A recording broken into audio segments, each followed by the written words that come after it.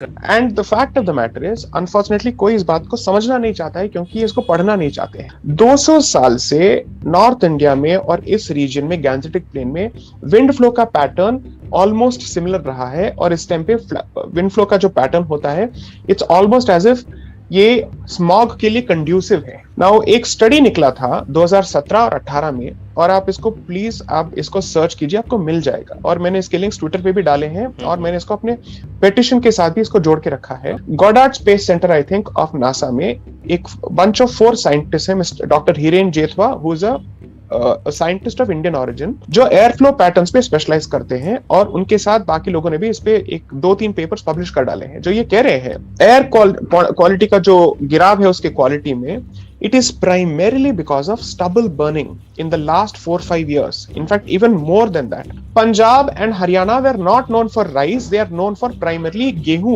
wheat. Yeah.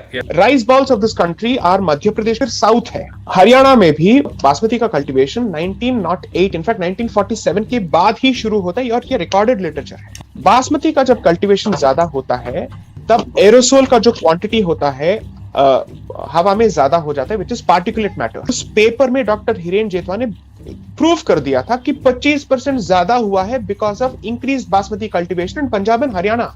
इस वजह से स्टबल बर्निंग के इश्यू को पिटिशनर रेज करते हैं अर्जुन गोपाल के पिटिशन में और वो कहते हैं कि स्टेट गवर्नमेंट्स को कुछ तो सब्सिडी देनी चाहिए कि ये इस स्टबल को कैसे डिस्पोज ऑफ करें without burning it up. Okay, उस पे वो एप्लीकेशन भी फाइल करते हैं लेकिन अगर आप उस जजमेंट को पढ़ेंगे जो 3 जजमेंट्स निकले हैं 7/28 of 2018 में बार बार सिर्फ दिवाली और फायर क्रैकर्स की बात होती है, स्टबल बर्निंग के मुद्दे पे कुछ नहीं होता है। What is in fact surprising, court के सामने एटलीस्ट 3 साइंटिफिक स्टडीज और सबसे पॉपुलर स्टडी है आईआईटी कानपुर का 2016 का स्टडी है जो दिल्ली और एनसीआर को एनालाइज करता है, जो कहता है 12 कॉजेस आइडेंटिफाई किए गए हैं मैक्सिमम पोल्यूशन को कंट्रीब्यूट करते हुए और उसमें पटाखे नहीं है। पटाखों का कंट्रीब्यूशन तब होता है जब उन 3-4 दिनों में जब बेसिक जो पोल्यूशन लेवल है ज्यादा हो जाता है, जो ईयर राउंड पोल्यूशन उसको स्टबल बर्निंग और थोड़ा ज्यादा कर जाता है, उस पे जाके जब आप पटाखे फोड़ते हैं then obviously there is a bit of a spike. तो वो ज्यादा कहते हैं कि बेरियम और पोटेशियम जो पटाखों में है इसकी वजह से ये हो रहा है। The fire cracker industry is one of the most regulated industries in the country क्योंकि ये एक्सप्लोजिव एक्ट के तहत आता है। आपका फायर क्रैकर से बम बनाना उतना भी ज्यादा लीप नहीं है, it is almost the same science. थोड़ा ऊपर जाके आपने साउंड पे रेगुलेट किया, आपने कॉम्पोजिशन पे रेगुलेट किया, कर लीजिए, हमें कोई तकलीफ नहीं, लेकिन बैन मत कीजिए। 6000 करोड़ का इंडस्ट्री है, करीब 8 लाख से 1 मिलियन लोग इस पे काम करते हैं।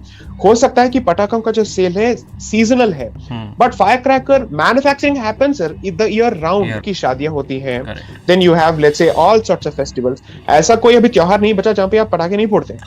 ओके, हर खुशी के मौके पे पटाखे फोड़ते हैं, हो जाते हैं। इलेक्शन के टाइम पे होता है, आर्यन खान रिलीज होता है तो हो जाता है। ओके, तो ये सब होते रहते हैं। So therefore what I am saying is with all this going on, pollution which happens the year round is like the elephant and the contribution of firecrackers is the tail of the elephant. आपने तो हाथी को छोड़ दिया, okay, और आप हाथी के पूंछ के पकड़ को रो रहे हैं। एक अनफॉर्चुनेट रियलिटी ये है कि हमने इस पूरी इंडस्ट्री को बदनाम कर दिया। टोबैको फूके जाते हैं लोग, गुटखा यहाँ पे होता रहता है, automobile industry is a huge industry, construction mafia is a huge mafia, तब आप कोई बात नहीं करते हैं। But you want to go after this particular industry, तब ये पूछेंगे भाई हमने ऐसा क्या पाप कर दिया कि आप सिर्फ हमारे पीछे हाथ धो के पड़े हैं। लेकिन मैं आपके सामने तर्क भी रख रहा हूं और फैक्ट्स भी रख रहा हूं, आप मुझे इस पे चैलेंज कीजिए, period. Okay, so therefore my entire point is the expectation from the supreme court is at least आप तो साइंस को देखिए, at least you look at the facts. So जब हमने आईआईटी कानपुर का स्टडी उनके सामने रखा तो जवाब ये आया, you don't need an IIT report to tell you that fire crackers contribute to pollution. जिस मामले में साइंस ही पूरा एक्चुअल इशू है और आप ये कह रहे हैं कि आईआईटी की रिपोर्ट को हम देखेंगे नहीं, तो किसके रिपोर्ट को देखेंगे?